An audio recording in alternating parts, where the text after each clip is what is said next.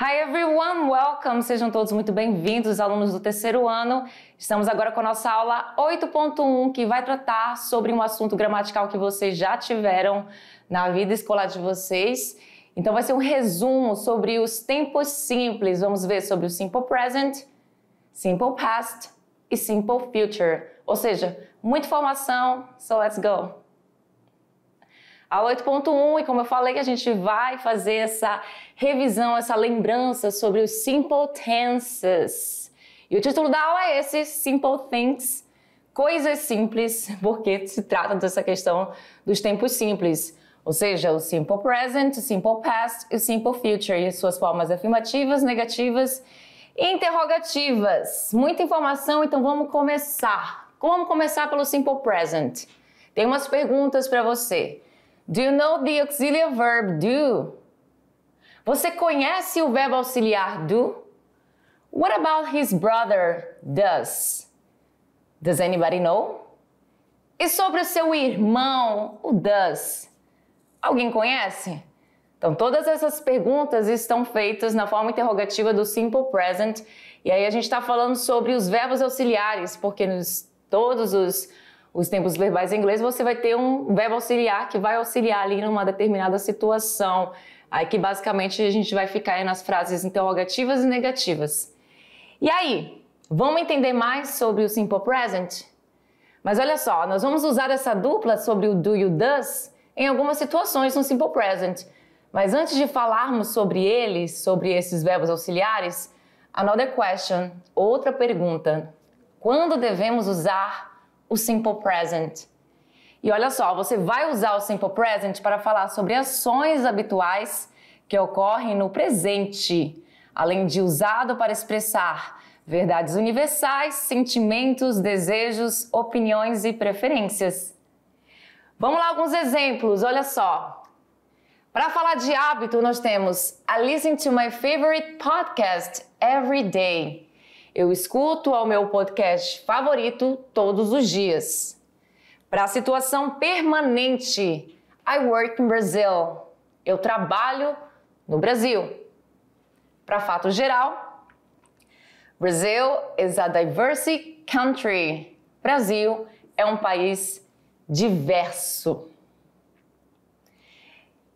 Olha só, ele é usado também, o Simple Present, para dar instruções ou indicações.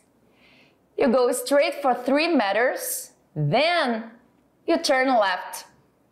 Você vai direto, toda a vida, straight, você vai reto por 3 metros. Depois, you turn left, você dobra à esquerda.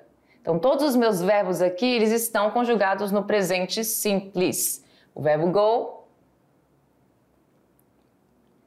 e o turn, que é o virar. Todos você vai conjugar no presente simples, porque você está dando uma instrução, uma indicação. E para se referir ao futuro, você também vai usar o Simple Present em algumas situações. Depois de algumas conjunções, como after, que é depois, when, que é quando, before, que é antes, as soon as, que é o assim que, e until, que é o meu até. Aí eu tenho um exemplo aqui para essa questão. Qual é? The teacher will start the class. Essa frase aqui, ela está no futuro.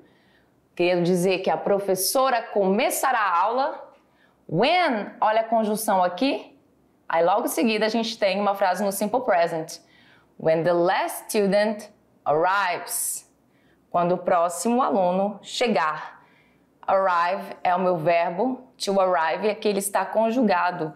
E temos essa conjugação aqui com a presença desse S, que a gente já vai relembrar por que a gente usa esse S, que é uma das formas de conjugar o verbo na terceira pessoa do singular. Mas antes, vamos falar sobre as expressões de tempo usadas no Simple Present. Elas geralmente acompanham advérbios e locuções adverbiais de tempo. As mais usuais são always, que é o sempre, never, nunca, today, hoje, every day, todos os dias, daily, diariamente, often, frequentemente, sometimes, às vezes, generally, geralmente, e dias da semana, meses do ano e etc. Obviamente tem muitas outras expressões de tempo que você pode usar com o simple present. Agora eu vou pedir para vocês, alunos, observar essas frases no simple present. Percebam aí as palavras em destaque. Olha só, nessa primeira frase a gente já tem 3 verbos. 3.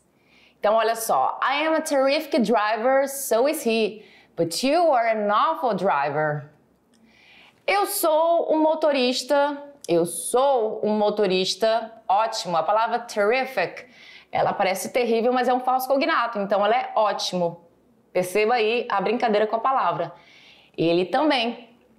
Mas você é um péssimo motorista. Awful já seria o oposto de terrific. Mas a gente vai agora prestar atenção mesmo, não é no adjetivo, não é em outras questões. A gente vai prestar atenção no verbo. Nós temos 3 verbos aí, e todos eles são to be, que é o am, is e o are. São os 3 verbos no presente que o verbo to be assume. Porque o verbo to be, ele é um verbo irregular. Então, ele assume verbos, aliás, nomes diferentes para tempos distintos. No presente, ele vai ser de uma forma, no passado, ele vai ser de outra e no futuro também vai assumir uma outra forma. Então, esses 3 verbos, eles estão no presente simples, sim, onde você vai usar eles para frases no presente, conjugados no presente, certo? Então, eles assumem essas 3 formas, isso todo mundo já sabe, todo mundo conhece. You have a nice name and she has a different last name. Presta atenção nesses verbos que estão em verdinho aí. O que acontece com eles? É o verbo to have, que é o verbo ter. Aí esse ter não tem a ver somente com posse. Aí a gente também vai falar sobre outras questões. Então a gente não vai entrar mesmo no mérito do verbo, do que ele significa ou deixa de significar. Aqui é pra gente entender que quando ele tá assim, com essa partícula na frente dele, assim como essa aqui e essa última, esse to, é quando deixa o meu verbo no infinitivo, ou seja, quando o verbo não tem conjugação, ele não tá no presente, ele não tá no passado e ele não está no futuro. E aí, quando ele é conjugado, ele assume uma outra forma. O to have também é um verbo irregular. Portanto, no presente, ele vai assumir a forma have e has. E o has, somente usado para a terceira pessoa do singular. Assim como is, somente usado com a terceira pessoa do singular. Geralmente, a terceira pessoa do singular, que é o he, ele, she, ela, e o it, que é para objetos, coisas e animais, ele e ela para objetos, coisas e animais, eles vão ter sempre um verbo diferente para acompanhar eles nas frases. Sempre modo de dizer, tá? Então, que nunca nada é sempre 100%, porque toda regra é sua exceção. Mas, basicamente, é isso. E aí a gente tem a próxima, onde se trata do verbo to watch, que não é um verbo irregular, certo? They watch movies together every weekend. Eles assistem filmes juntos todo final de semana. O verbo to watch é o verbo assistir, e perceba que aqui ele vem conjugado como watch, sem a partícula to, de deixa meu verbo no infinitivo. E ele vem aqui sem nenhuma alteração, porque a gente está falando da terceira pessoa do plural, não singular. Se eu estivesse conjugando esse verbo na terceira pessoa do singular, ele não viria desta forma aqui, vocês já vão entender o porquê. Olha aqui, estamos começando a frase com she, que é a terceira pessoa do singular. E usando o verbo to like, que é o verbo gostar, curtir, to like, não está conjugado. Porém, quando ele vem para a minha frase no presente simples, na terceira pessoa do singular, ele fica diferente. Perceba aqui, she likes to speak. Engraçado que eu poderia colocar aqui, she likes to speak in English. Ela gosta de falar inglês ou qualquer outra língua que você queira colocar. She likes to speak French. She likes to speak Russian. And so on, e assim por diante. Então, aqui o meu verbo like, ele teve essa alteração aqui no final com esse S. Esse S não tem a ver com plural, viu?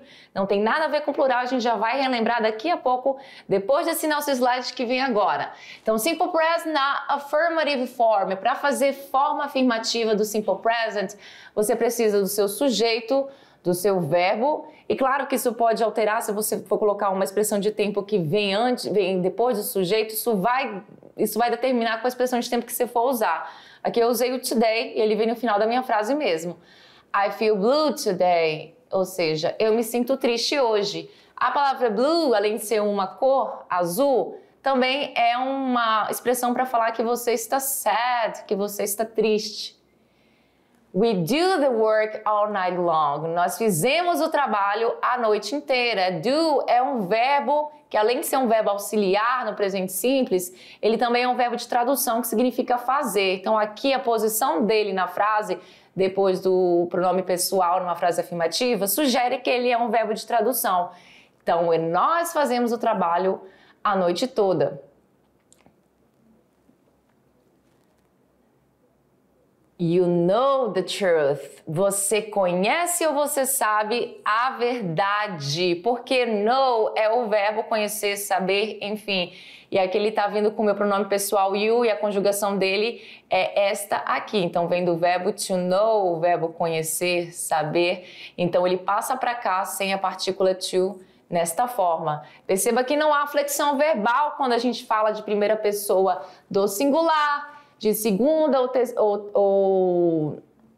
de segunda pessoa do singular ou segunda pessoa do plural, de primeira pessoa do plural e todas as outras pessoas do plural não há flexão verbal. Só vai existir flexão verbal aqui, na terceira pessoa. E a gente vai ver aqui as regras da terceira pessoa. Third person rules, ou seja, regra das terceiras pessoas. Então, de modo geral, a maioria dos verbos ela vai receber um S ao final. To live vai ficar lives. To prefer vai ficar prefers. To come vai ficar comes. To swear vai ficar swears.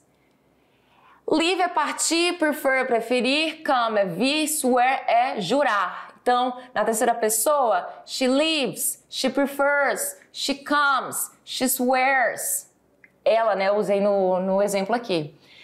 Segunda regra, verbos terminados com as letras O, S, SH, CH, X ou Z, você terá de acrescentar a terminação, o sufixo ES ao fim do verbo para que ele possa estar com a flexão verbal correta. Então, o verbo fazer, to do, vai ficar does. Você acrescentou esse S no final. To wish, desejar, wishes. To watch, assistir, watches. To fix, consertar, fixes. E na próxima, verbos que terminam em uma sequência de consoante e Y. Você vai ter que descartar o Y e colocar IES, ou seja, você coloca o I no lugar do Y e o ES logo depois. Isso para fins de escrita e também para fala, porque muda um pouco sim. To cry, que é o verbo chorar, cries. To worry, preocupar, worries. To carry, carregar, carries. To reply, responder, replies. Vamos ver aqui em frases. The human body contains 206 bones. O corpo humano, que é o meu sujeito, que é a terceira pessoa do singular, certo? O corpo humano fica no lugar de it, representado pelo it no pronome pessoal. Contém, olha o S aqui no final, 206 ossos. He washes the dishes every day. Ele, terceira pessoa do singular, washes. Então, vem do verbo to wash, eu tenho que fazer essa flexão verbal. Além de tirar o meu to, eu tenho que acrescentar esse ES porque ele termina com CH. Ele lava a louça todos os dias. As louças. It flies away, a minha pipa, que eu estou representando por essa palavra aí, it, esse pronome pessoal, eu estou falando da pipa do meu kite. Flies away, voa, vai voando, né, para longe. Então perceba que o meu verbo fly, to fly, ele vem aqui com essa minha terminação ES, além do I, que foi colocado no lugar do Y. Everybody wants a better life. Everybody é a terceira pessoa do singular, que significa todo mundo. Então, ele entra na terceira pessoa do singular, mesmo que essa palavra represente mais de uma pessoa, mas ela está no singular, portanto, ela entra na terceira pessoa. Wants, vem do meu verbo to want, que é o meu verbo querer. E aí você perceba que tem o S no final dele, nessa conjugação. Everybody wants a better life, todo mundo quer uma vida boa. E olha só, simple present na negative form. Para a gente fazer frases na forma negativa, a gente vai ter que usar agora os auxiliary verbs. Então, no presente simples, o do e o does são os verbos auxiliares, correto? Que você vai usar neste tempo verbal. Porém, o do é usado com todos os pronomes pessoais, exceto com a terceira pessoa do singular, que fica com does. Então, você vai usar esse does com apenas ele, ela e o it. Perceba, porque tem esse ES no final aqui de verbos que terminam com o, você acrescenta ES, então só vai ser usado com a terceira pessoa do singular. Muito bem? Obviamente, não se esqueça de colocar a partícula negativa not, que é o não, para negar juntamente com o verbo. Então, presta atenção, você tem essas duas formas. I don't feel well today. Eu não me sinto bem hoje. A posição do don't aqui na minha frase, ele vem o quê? Depois do meu pronome pessoal e antes do meu verbo principal. Esse don't é a mesma coisa que do not. Então, eu posso também falar I do not feel well today. Só que o don't, ele é mais usado. Ele é usado de uma forma informal, mas ele é muito mais utilizado que do not. Water doesn't freeze at 10 degrees. Perceba que aqui agora eu estou usando doesn't, que eu também poderia muito bem usar o does not, que é a sua forma não contraída. Ou eu uso a contraída, que é informal, ou eu uso a não contraída, que são os dois separados, certo? E aí, o que acontece? Eu estou usando does aqui porque eu estou falando de water. Water entra na terceira pessoa do singular representado pelo it, certo? Porque water é uma coisa, não é uma pessoa. Então, a água não gela, não congela a 10 graus.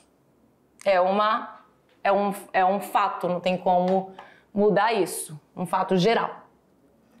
Nas frases interrogativas, você vai continuar usando os auxiliares, porém, a posição deles na frase vai ser diferente, aluno. Você vai colocar ele no início da sua frase. Eles, no início da sua frase. A não ser que venha um pronome interrogativo, aí você vai ter que colocar o pronome interrogativo antes do do verbo auxiliar. Aí você vai precisar colocar ele na frente do verbo auxiliar. Caso contrário, o verbo auxiliar vem na frente do pronome pessoal. Você faz essa troca, certo? Então, você tem a pergunta aqui, do you like veggies? Você gosta de legumes? E você tem a opção de responder com short answers, com as respostas curtas, que são o quê? Yes, I do. No, I don't. Porque se a pergunta é feita para você, esse you é você, tanto vocês, você vai responder com eu. Então, do you like veggies? Você gosta de legumes? Se sim, yes, I do. Sim, eu gosto. Se não, no, I don't. Não, não gosto. Perceba que nas short answers a gente não usa o verbo principal, a gente usa só o auxiliar. E uma coisa que eu acho que eu esqueci de comentar lá no outro slide é que nas frases negativas os verbos não vêm com flexão verbal. Somente nas frases afirmativas na terceira pessoa do singular que usa aquelas regras que a gente comentou da terceira pessoa. Mas aqui na terceira pessoa, o meu verbo freeze, congelar, ele não vem com S no final, porque ele ia fazer parte da regra geral. Certo? Ele não vem por conta do verbo auxiliar.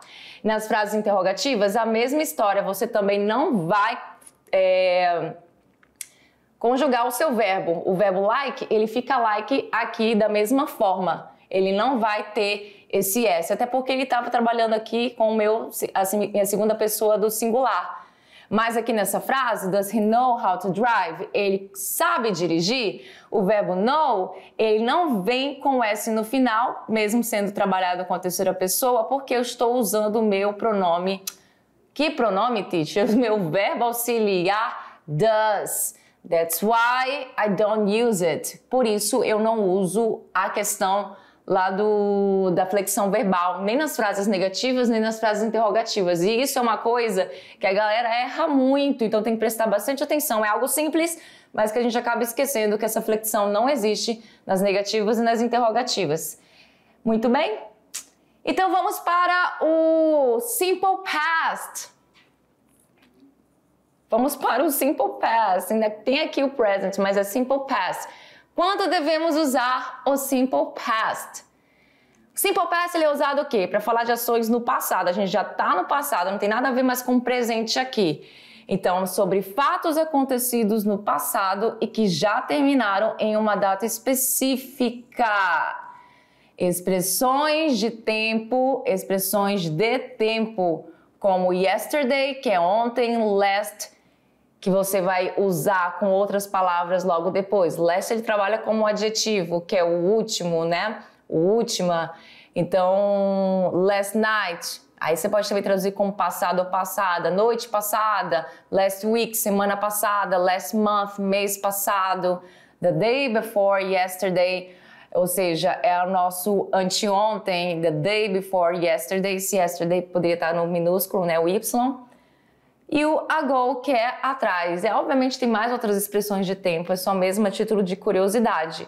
E vamos entender sobre as formas afirmativas do Simple Past. Você também vai encontrar regras para serem usadas nas formas afirmativas do Simple Past, porque a gente tem essa divisão de dois verbos. Você tem os verbos regulares, que têm as regras, e os verbos irregulares, que não têm regras. E aí você pensa, eu não gosto de regra é chato, mas acredite, regras elas podem te fazer enxergar algo mais simples, porque você segue passo a passo uma situação. Agora, os irregulares, que vamos ver daqui a pouco, esses verbos eles não têm regras, ou seja, eles podem assumir qualquer forma e para você conhecer eles, você tem que ter visto eles na vida pelo menos uma vez, para ter noção que ele é irregular, porque eles não vêm com uma etiquetinha. Então, os verbos regulares são acrescidos de de, ed ou ied apenas na forma afirmativa. Muito bem? Então, na primeira regra, nós temos o seguinte, nos verbos regulares terminados em e, então quando você tem um verbo regular terminado em e, você vai acrescentar o d no final da palavra. Por quê? Porque essas letrinhas aqui, elas são as flexões verbais para o verbo ficar no passado. Apenas em frases afirmativas, presta bem atenção, da mesma forma lá do Simple Present, essas flexões só vão existir nas formas afirmativas. Então a gente tem aqui o verbo to like, que é gostar, então se ele já termina com e, você só vai acrescentar o d, somente, porque ele já termina com e.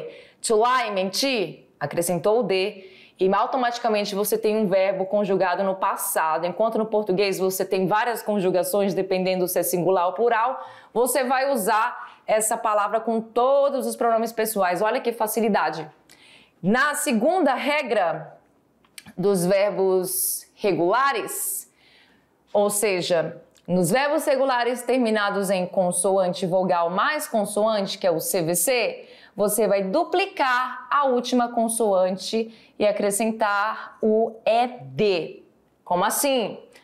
To control, que é o verbo controlar, ele é CVC. Isso, na verdade, está falando das três últimas letras. Então, deixa eu colocar mais pertinho das três últimas letras. CVC.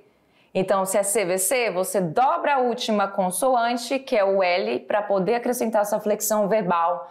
E fica controlled, ou seja, she controlled, ela controlou, aí já vai mudando, ele controlou, nós controlamos, eu controlei, tá entendendo? Essa palavrinha para todas as flexões que existem no português. To prefer, que é o verbo preferir, preferred, então você vai colocar esse R, vai dobrar esse R para depois colocar o ED, porque é CVC.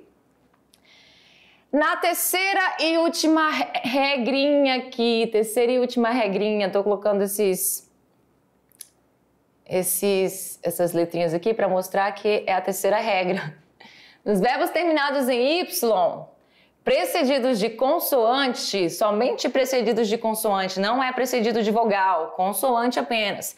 Essa última letra ela é retirada, o Y, you drop the Y, você corta o Y, e retirada, e o verbo é acrescido o IED. E o verbo é acrescido essa questão da flexão agora com IED, porque o I vai ficar no lugar do Y. To try, tentar, tried. To study, estudar, studied. Muito bem? Olha essas frases agora. He stopped at the grocery store before coming here. Ele parou na mercearia antes de vir aqui. Stopped. Então, essa faz parte da regra lá onde você dobrou a última consoante e acrescentou o ED, ou seja, CVC. I decided to go to the trip yesterday. Eu decidi ir à viagem ontem. Essa faz parte da regra onde o verbo termina com E e você acrescentou o D. My baby cried a lot last night. Meu bebê chorou bastante ontem à noite. Faz parte da regra do quê? De verbos que terminam com Y precedido de consoante, ou seja, cortei o Y, acrescentei o I, depois o E e depois o D. She worked here last summer. Ela trabalhou aqui verão passado. Aqui faz parte do quê? Da regra geral, que eu não comentei regra geral ali, porque a regra geral é regra geral, né? Mas eu não comentei, porém, para esses outros verbos que não terminam com E, que não terminam com Y precedido de consoante, que não termina com CVC, verbos que não têm essas questões, eles fazem parte da regra geral, então você acrescenta ED naturalmente neles. Muito bem? Eu cheguei a comentar? Não cheguei a comentar, mas essa faz parte da regra geral. Muito bem? E olha só, a gente também na questão dos verbos tem os verbos irregulares, que são aqueles que assumem qualquer forma, dependendo de quem criou eles são assim, ponto final. Então, quando o conjugado muda toda a sua estrutura ou não, a maneira mais fácil de memorizá-los é praticando. Então, veja aqui, o verbo no infinitivo sem conjugação to buy, comprar, vai ficar no passado bought, bem diferente. O verbo to eat no infinitivo, comer, vai ficar ate. Não, você não colocou o A primeiro para depois o T e depois o E. Isso aqui é uma coincidência, tá? O infinitivo to do, que é o verbo fazer, vai ficar did, no passado, certo? Então, ele assume outra forma. O to be, no passado, que to be é infinitivo, vai ficar was e were. Então, ele vai assumir outras formas no passado, não vai ser mais am, is, are. E o verbo to read, no infinitivo, no passado vai ficar read. A gente escreve da mesma forma, mas fala diferente. É aquela parte que a gente não muda o verbo. Então, esse é um verbo que não muda, mas na hora da pronúncia é diferente. Presta atenção aí nessas frases afirmativas com verbos irregulares. Rosa wore a gorgeous dress at the party last weekend. A Rosa vestiu um vestido maravilhoso na festa no final de semana passado. I gave him the gift and he got very excited. Eu dei a ele o presente, the gift, e ele ficou bastante animado.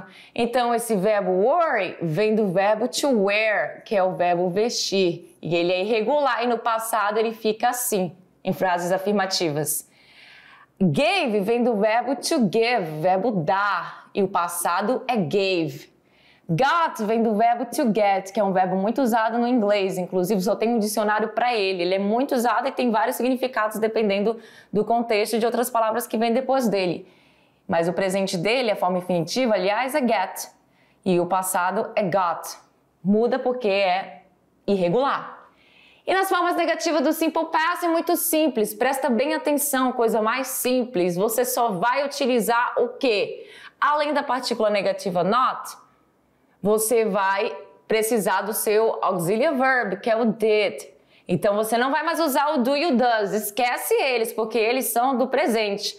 Você vai usar o verbo did, que é o passado do verbo to do, que é o passado irregular. e esse did ele sempre vem no início da frase, perdão, no início da frase se for interrogação, mas a gente ainda está na forma negativa. Ele sempre vem a tiracolo da minha palavrinha not, que é a minha contração, que é a minha palavrinha na negativa e que pode, na verdade, ficar na contração aqui, que ou seja, quando você junta uma palavra com outra, eles têm muito disso no inglês. Então, Pedro didn't come to class last Monday. O Pedro não veio para a aula segunda passada. Esse didn't, eu também poderia escrever ele did not. Qual dos dois estão corretos? Os dois. Só que o didn't, ele é informal e o did not é formal. Portanto, esse didn't você não escreveria numa prova, por exemplo. Eles lá fazem prova de inglês, assim como você aqui no Brasil faz prova de português. E eles não podem escrever didn't assim na prova, porque isso é uma linguagem informal. A mais utilizada, sem sombra de dúvidas, mas é informal, viu? E aí, para short answers, para essa... Aliás, short answers não, ainda estou na forma negativa. Já estou lá na interrogação antes de entrar. Então, você perceba que aqui não tem flexão verbal também nas frases negativas. Só vai haver flexão verbal nas frases afirmativas, tanto do simple present quanto do simple past. I did not speak Russian. Speak Russian. Eu não falo russo. Perceba que aqui eu optei por colocar ele na forma separada e não contraída, mas eu também posso falar I didn't speak Russian. Eu não falei russo. Inclusive, seria até mais interessante nesta frase aqui eu colocar uma expressão de tempo para dizer que eu não falei russo em tal momento lá no passado, mas só que numa fala mesmo do dia a dia, nem sempre essas expressões de tempo são utilizadas e você pode usar um passado simples sem uma expressão de tempo, não tem problema. Mas o interessante até para ensinar seria, olha, I did not speak Russian last meeting or last class. É melhor, porque eu vou colocar no contexto de aula. Eu não falei russo na aula passada. Certo? Isso aqui é uma expressão de tempo, last. Class é um substantivo. Só para a gente colocar essa ideia de que é um passado determinado, ou seja, que já foi, já passou, já não existe mais, porque há essa confusão com outro tempo verbal em inglês, que vocês vão ter aula comigo. Ainda essa unidade 1, que é o do presente perfeito, que se confunde um pouco com o passado simples em algumas questões, por conta dessa questão do tempo. Muito bem? E o simple past nas frases interrogativas? É aquela coisa, você vai usar o auxiliar did, muito bem, mas agora o did ele vai vir na frente da sua frase, ou então ele vem depois de um pronome interrogativo. E desta vez eu coloquei aqui um pronome interrogativo para mostrar que quando é um pronome interrogativo, neste caso, o pronome interrogativo vem antes. Então, na primeira frase, did you put the trash on the trash can last night? Você colocou o lixo na lixeira noite passada? Certo? Aí, short answer sobre isso. Vamos lá.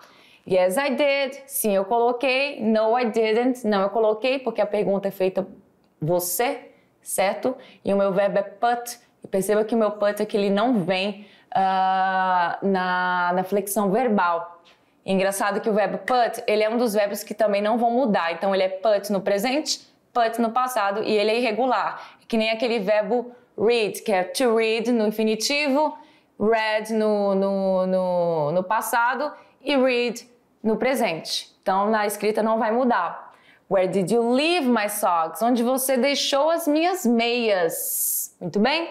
E vamos para a última, que é a questão do simple future. Quando devemos usar o simple future? Depende. Porque no futuro simples você tem duas opções. O futuro com will, que é um futuro mais incerto, e o futuro com going to, que é um futuro mais certo. Futuro com will, você fala sobre ações no futuro, fazer predições que não são definidas ou exatas, expressar decisões feitas no ato da fala, fazer promessas, expressar ordens formais. E futuro com going to, planos futuros já definidos anteriormente, fazer a predição de um evento ou ação baseado em algum fato ou evidência, ou seja, você tem mais certeza de que vai acontecer, porque você tem uma evidência.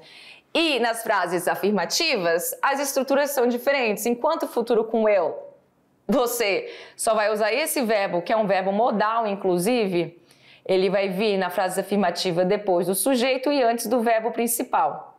O verbo principal que é stood. A coisa boa do futuro com will é que o verbo ele nunca vai ser conjugado. Ele sempre vem na sua forma natural, sem o to. Então, o verbo stood, ele vem do verbo to stood. Então, perceba que aqui ele não muda. Independente do pronome pessoal, qualquer pronome pessoal que você for usar, qualquer sujeito, ele vai ser dessa forma. Só não vem com a minha partícula to. He will study harder next semester. Ele vai estudar mais no próximo semestre.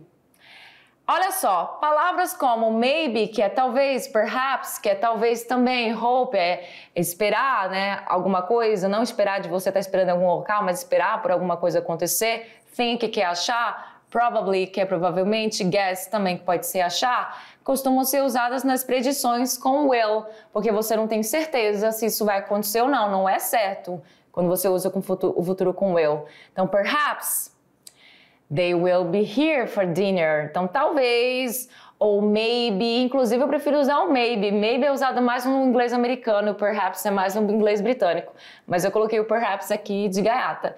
Então, maybe ou perhaps, they will be here for dinner. Eles estarão aqui para o jantar. E aí a tradução, ela fica interessante você traduzir desta forma, estarão. Mas também se você quiser traduzir para eles vão estar, não tem problema. Mas esse will é como se fosse esse sufixo no futuro do português.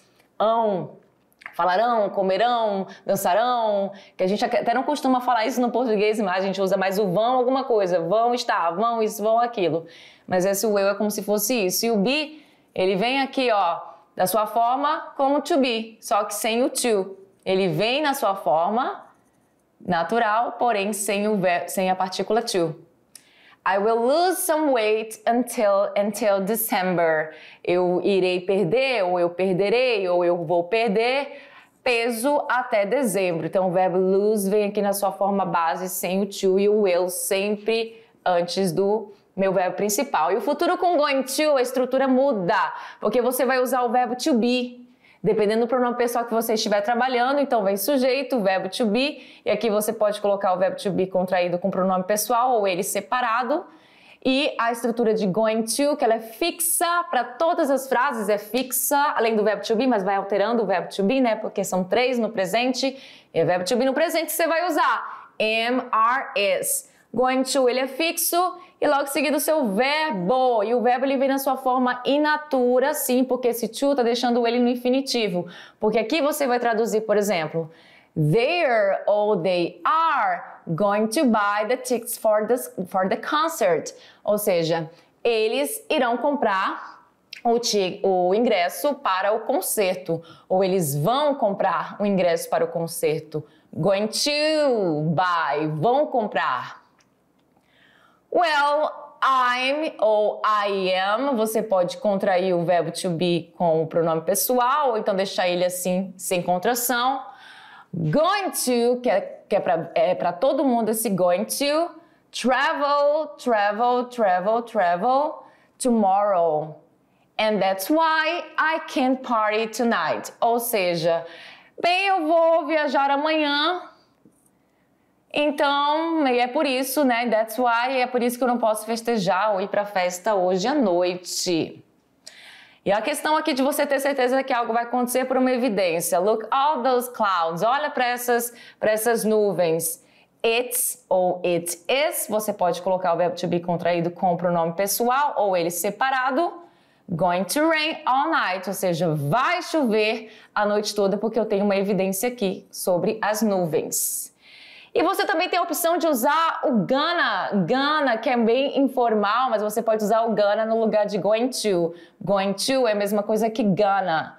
Então você pode falar they are ou they're com ele junto, gonna buy the tickets for the concert. Na forma negativa, futuro com will, você vai ter essa estrutura de will not. O not ele sempre vem depois do seu will, ou então ele assim, contraído. O contraído é mais utilizado porque é a fala formal. Então, he will not ou he won't study harder next semester. Aqui tá semestre, mas é que na hora que a gente escreve, ele acaba deixando pro português, semester. Tava assim no outro? Não tava certinho. E aqui a mesma frase que eu falei na outra para vocês, para mostrar essa questão do won't, tá? Então você vai usar will not ou won't. E a posição deles na frase é will depois do pronome pessoal e not antes do seu verbo principal, ou então eles todos juntos, que é o won't. Muito bem? E com going to você tem a opção de colocar o seu not, tanto contraído com o seu verbo to be, como aqui aren't, que é a mesma coisa que are not, ou então você pode fazer ele separado. Aqui na opção com o verbo to be am, você nunca pode fazer essa contração. Am mas not, essa contração não pode existir, certo? Look at those clouds, it isn't going to rain all night. Isn't, que é a mesma coisa que is not. E aí a posição do not do is, você sabe, o is vem depois do seu pronome pessoal e o not vem antes do seu going to. É a posição deles na frase. E para finalizar, na forma interrogativa, futuro com will, tanto futuro com will quanto com going to, uma palavrinha vai para frente. Com will vai ser o will. O will ele vai para frente fazer a pergunta antes do seu pronome pessoal. E no going to, quem vai para frente vai ser o verbo to be. As três opções de verbo to be que você tem para usar, tanto are, quanto is, quanto am. Passa para frente do pronome pessoal. Going to, ele vai ficar na mesma posição, que vai ser antes do seu verbo principal. E aí o seu pronome pessoal vem antes agora do verbo principal no futuro com will. Will you open the door, please? Você poderia abrir a porta, por favor? Eu posso até traduzir assim, mas o will não tem essa tradução de ia, né? Iria, então é como se fosse aquela questão que foi comentada aqui. Eu vou até voltar lá no slide, ó. Expressar ordens formais. Então, você está pedindo para alguém, mas de uma forma formal, e aí você vai usar esse will. Will you open the door, please? Você poderia abrir a porta, por favor? Você traduz assim, porque a gente não vai fazer a tradução, nem sempre vai fazer a tradução ao pé da letra, tá? Então, yes, I will. Sim, eu irei. No, I won't. Não, eu não irei, como as short answers. Are you going to meet your friends this afternoon? Você vai encontrar seu amigo esta tarde? Se for afirmativa, sua short answer vai ser yes, I am. Se for negativa, no, I'm not. Muito bem, porque você está usando o pronome pessoal eu, então o verbo to be correspondente a ele. E é isso aí. Essas são as nossas referências. And that's it for today, folks. Por hoje é só, muita informação, eu sei, mas esse assunto vocês já viram, então a gente fez só uma revisada para a gente manter bem fresquinho na nossa memória. See you next class. Bye, bye.